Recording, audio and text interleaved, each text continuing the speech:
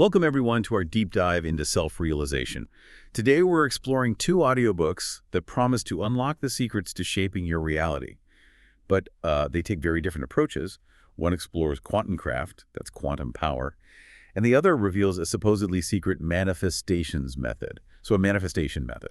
It's fascinating how both books are really built on this idea that our minds can actually influence reality. Right. But, the Quantenkraft book uses all these quantum physics analogies. While the manifestations method is more focused on practical steps and techniques, it really makes you wonder just how much power our thoughts and beliefs really have over our lives. And that's exactly what we're going to unpack today. Now, the Quantenkraft book starts off with this mind-blowing concept. It's called the Beobachter effect, or observer effect. It basically claims that simply observing something can change its state, much like how observing particles in quantum physics affects their behavior. So is this just a clever metaphor, or is there actually something deeper going on here? Well, it's definitely true that observation plays a role in quantum physics, but directly applying that principle to our daily lives, I think, requires a bit more nuance. What both books seem to be getting at, though, is the power of our perceptions and beliefs. Like the Quantenkraft book argues that if we constantly see ourselves as powerless, we actually reinforce that reality and limit our potential for growth and change. So it's not about literally changing the external world just by looking at it, but more about how our internal perceptions shape our actions and ultimately our experiences. Exactly. And the Quantenkraft book actually shares this great story about Isha. She is an architect who was struggling with some serious creative blocks. She was just stuck in this cycle of self-doubt, convinced that she wasn't good enough. But instead of dwelling on past failures, she decided to shift her focus. She started asking herself, what can I learn from this? How can I approach this challenge with curiosity instead of fear? And that simple shift in perspective actually allowed her to break free from her creative rut and really unlock new possibilities. That's a fantastic example of how reframing our thoughts can lead to tangible results. It's like she changed the filter through which she viewed her challenges, and that changed everything. But what about this idea of interconnectedness? The Quantenkraft book talks about verschränkte Schicksal, or entangled destinies, drawing a parallel between quantum entanglement and human lives. Are they suggesting that our actions can ripple outward and affect others like entangled particles? It's a very fascinating concept. While it might be a stretch to say our lives are literally entangled like particles, the book definitely highlights the interconnectedness of everything. Like our thoughts and emotions create this collective energy field, influence and being influenced by those around us. So our choices, even the seemingly small ones, have consequences that extend far beyond ourselves. It's like that example in the Quantenkraft book about Amir, the teacher who transformed his entire classroom dynamic simply by shifting his perception of his students. Instead of seeing them as disengaged, he started viewing them as capable and curious. And their behavior completely mirrored that shift. It really makes you think about the kind of energy you're putting out into the world. Are your thoughts and actions contributing to a positive ripple effect? Or are you inadvertently adding to the negativity? It's a powerful question for all of us to consider. Now let's talk about the driving force behind our actions: desire. The Quantenkraft book introduces this concept called the Blaupause des Verlangen, or blueprint of desire, arguing that desire is the foundational energy behind creation itself. It suggests that wanting something badly enough can actually help manifest it into reality. Are they implying that simply wishing for something is enough to make it happen? Not exactly. Both books actually emphasize the importance of clarity and intention.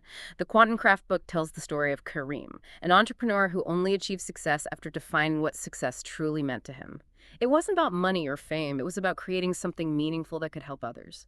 By turning vague desires into concrete intentions, fueled by emotion and visualization, we send a powerful signal to our subconscious and to the universe about what we truly want to create. So it's like creating a roadmap for your desires, outlining not just what you want, but also why it's important to you, and how it will impact your life and the lives of those around you. But how does this concept of frequency fit into all of this?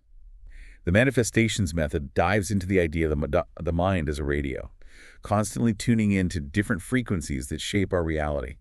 Are they talking about actual energy waves here? I think it's best to see it as a metaphor for our overall mental and emotional state.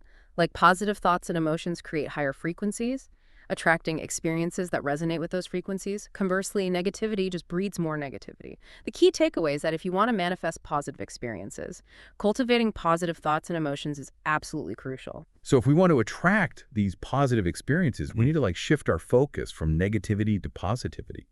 But that's obviously easier said than done right. Life throws curveballs, and it's easy to get caught up in the challenges. The manifestations method gives an example of Fatima. She was an artist struggling with creative stagnation.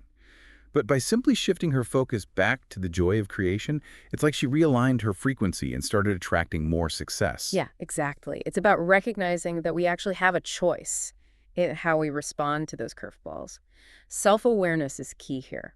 Because if we're not mindful of our thoughts and emotions, we might be unconsciously broadcasting frequencies that are attracting more of what we don't want.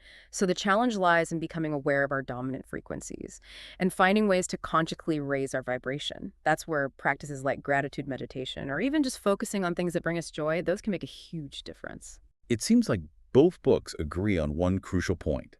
We are not simply passive recipients of fate. We have the power to shape our reality. The manifestations method even goes so far as to call us the schlüssel, the key, to unlocking our own transformation. But what does that actually look like in practice? That's where the practical steps outlined in the manifestations method become really valuable. It breaks down the journey to self-realization into 6 distinct stages: self-awareness, self-discipline, self-transformation, self-empowerment, self-expression. And finally, self-realization. This isn't about some mystical overnight transformation. It's about a conscious and consistent effort to manage our thoughts, emotions, and actions to manifest the life we desire. So instead of wishing and hoping, it's about taking concrete steps, aligning our energies with our intentions, Yeah. and actively working towards our goals. But self-realization, that sounds like a pretty lofty goal. How do these books actually help us get to know ourselves better? In a practical, tangible way? It feels kind of vague. Well, one of the first things that the Quantenkraft book emphasizes is the importance of self-reflection. It encourages journaling and mindfulness practices to help you observe your thoughts and emotions without judgment. The goal is to become more aware of your inner world, to understand the beliefs and patterns that are shaping your experiences. So it's not just about letting our thoughts run wild. It's about becoming detectives of our own minds, figuring out what makes us tick. Mhm. And it sounds like the manifestations method takes this a step further by outlining a 6-stage process for self-discovery. Right. It starts with self-awareness, then moves through self-discipline and self-transformation, and ultimately leads to self-empowerment, self-expression, and finally self-realization. It's a framework for understanding all the different facets of ourselves, and it provides concrete steps to actually cultivate those facets. So it's like a step-by-step guide to unlock our full potential. But let's be honest, most of us have some inner blockages, those pesky limiting beliefs and negative thought patterns that hold us back. Wow. How do these books suggest we overcome those hurdles? Well, the Quantenkraft book tackles this head-on with the concept of Schatten der Schöpfung, which means the shadows of creation. It suggests that we often sabotage our own success because of subconscious fears and beliefs. They use this analogy of an architect unknowingly designing a building with flaws because they're afraid of its true potential. So we might be holding ourselves back without even realizing it. That makes sense. But how do we even begin to identify these shadow beliefs? They're hidden, right? The Quantenkraft book recommends paying close attention to recurring negative thoughts or self-sabotaging behaviors. It encourages you to dig deeper, to understand the root cause of these patterns, which often stem from past experiences or societal conditioning. It's like doing a deep clean of your mental basement, unearthing those dusty old beliefs that are no longer serving you. So once we've identified those limiting beliefs, how do we deal with them? Do we just try to ignore them? Ignoring them rarely works. Instead, the Quantenkraft book suggests reframing them with positive affirmations. So, for example, instead of repeating, "I'm not good enough," try affirming, "I am capable and worthy of success." I love that. It's like replacing those negative tapes with empowering ones, retraining our brains to think differently. And I remember the manifestations method talks about raising our frequency. Is that another way to break through those inner barriers? Absolutely. The manifestations method emphasizes that our thoughts, emotions, and actions are all interconnected. Cultivating positive emotions and beliefs raises our vibrational frequency, which in turn attracts more positive experiences. It's not just about thinking positively, it's about truly feeling it, embodying that positivity. Okay, so we've identified our blockages, reprogrammed our thoughts, and raised our frequency. But how do we translate all of this self-awareness into tangible action?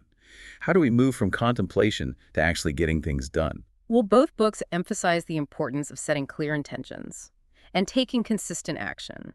The Quantenkraft book compares it to creating a blueprint, just like an architect designs a building with a clear vision of the final outcome. We need to define what we want to achieve. It's not enough to simply wish for something. We need to paint a clear picture of it in our minds. So we have to be specific about our goals and desires, not just have this vague sense of wanting things to be different. Exactly. And once you have that clear vision, the Quantenkraft book encourages you to break down your goals into smaller, manageable steps and take daily action towards achieving them. It's about making consistent progress, even if it's just one small step at a time. But with all the distractions in our modern world, how do we stay on track and maintain that focus? The manifestations method talks a lot about focus, right? Yes, it does. It dedicates an entire chapter to the power of focus. The book suggests creating a conducive environment for achieving your goals. This means minimizing distractions, setting aside dedicated time for focused work, and being mindful of how we consume information. Limiting exposure to news and social media can be a game changer because they often overwhelm us and drain our mental energy. So it's about creating structure and boundaries to protect our time and energy both physically and mentally. And the manifestations method also emphasizes aligning our actions with our values and beliefs, right? Absolutely. When our actions are in harmony with our inner compass, we naturally attract more of what we desire. It's like we become a walking manifestation of our truest selves, radiating authenticity and attracting experiences that resonate with that energy. That's such a powerful image, but it also sounds like a lot of responsibility. Are we really in control of everything that happens to us? What about external factors like luck or unforeseen circumstances? It's true, we can't control everything that happens to us, but both books really emphasize that we can control how we respond to those events. The Quantenkraft book uses the analogy of a ship caught in a storm. You can't control the storm, but you can control how you steer the ship. Right, so it's not about like avoiding the storms of life altogether, but more about learning to navigate them skillfully. Exactly. And the manifestations method adds to that by saying that it's all about trusting the process. Manifestation isn't always a straight line. You know there will be detours and obstacles along the way. But if you stay committed to your vision and trust that the universe is working in your favor, you will reach your destination eventually. So it's about embracing the journey, acknowledging that setbacks are just a natural part of the process, and trusting that even those challenges can contribute to our growth and evolution. Both books also really stress the importance of celebrating successes, no matter how small they may seem. Each step forward, each obstacle overcome is a victory worth acknowledging. It's so easy to get caught up in striving for the next big thing and forget to appreciate how far we've already come. Celebrating those wins, even the small ones, really helps to reinforce those positive beliefs and maintain that momentum. It's like giving yourself a pat on the back for a job well done. It keeps you motivated and inspired to continue on your journey of self-realization. So both books ultimately empower us to take control of our lives and create the reality we desire. They offer practical tools and techniques to tap into our inner power and manifest our dreams. And they remind us that the journey to self-realization is an ongoing process of continuous learning, growth, and transformation. It's about embracing the challenges, celebrating the successes, and never stopping exploring the incredible potential that lies within each of us. Before we wrap up this deep dive, what would you say is the most important takeaway from these two books? If you had to distill it all down to one key message, what would it be? I think it would be this. You are the architect of your own reality, and you have the power within you to manifest the life you desire. That's so powerful. It's a reminder that we're not just passive passengers in life. We have agency, we have choice, and we have the power to create the life we dream of. And it all starts with a single step. A step that is ours to take. Thanks for joining us on this deep dive, everyone. Until next time, keep exploring, keep growing, and keep believing in the incredible power that lies within you.